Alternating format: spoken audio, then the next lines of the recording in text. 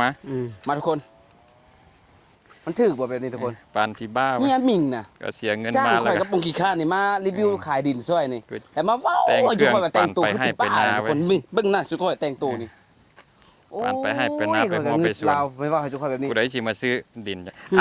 อีน้องกว่าภัยผู้ใดที่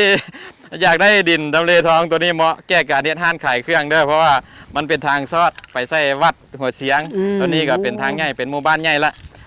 ดินตัวนี้ว่าจะจงไว้ให้น้องสาวเจาะน้ำบาดาลล้อมหัวตั้งใจฟังดีๆมีเงื่อนไขจ่าย30 ล้านตั้งบ้านอยู่ได้เลยเด้อนะตอน90 ล้านกีบราคาเต็มใบตาดินครอบทองล้อมหัวมีน้ำมีไฟให้ตั้งห้านขายเครื่องถือว่าเหมาะสมนะใกล้กับทางใหญ่200-300 เมตรตัวนี้ก็ถือว่าราคาเต็ม90 ล้านหรือว่าตาเม็ดหนึ่ง400,000เด้อพี่น้องเด้อผู้ใดที่อยากได้เงินมาราคาเปลี่ยนเงินไขดี2 ปีฟรีดอกเบี้ยเอาไว้นำกันโยกไผ่กันแน่ทุกคนคือบ้าแล้วว่าคนหน้าคอยนักก็คอยอีกเบิ่งนะ